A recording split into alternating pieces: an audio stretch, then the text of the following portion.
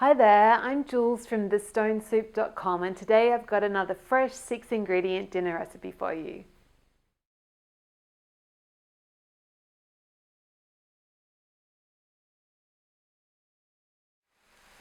So I've just cooked down half a kilo, so 500 grams, which is about a pound, of just plain mushrooms that I've sliced up, and I just cooked them on a medium-high heat with a little bit of oil.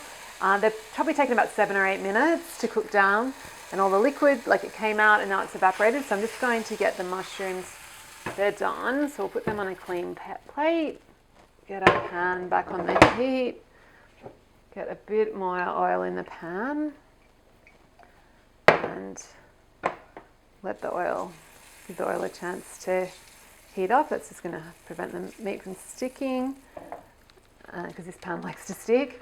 And then I've got half a kilo, so a pound of ground beef or minced beef.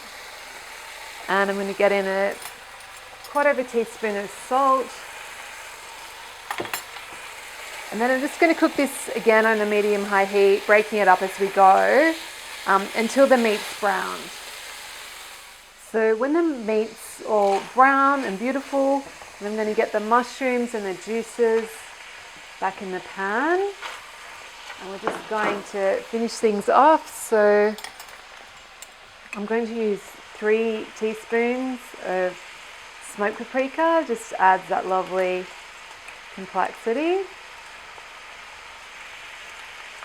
and 2 tablespoons of my secret ingredient, Worcestershire sauce, which just adds beautiful umami and a little bit of sweetness, not too much. So about 2 tablespoons of Worcestershire. And if you don't have Worcestershire sauce, just use a tablespoon of soy sauce and that will do a really similar thing. And of course, for stroganoff, we need our sour cream. So half a cup of sour cream. Wow, it smells amazing.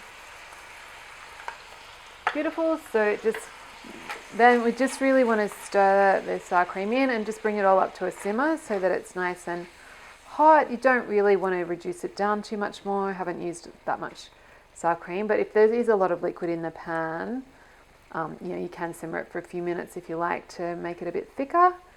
Then just have a taste and season. You might need a bit more salt or some more smoked paprika or more sour cream. And then I just serve it on a bed of baby spinach with some extra sour cream passed separately. So if you enjoyed this recipe, come on over to my blog. It's thestonesoup.com, and you can download a free ebook filled with simple recipes just like this one.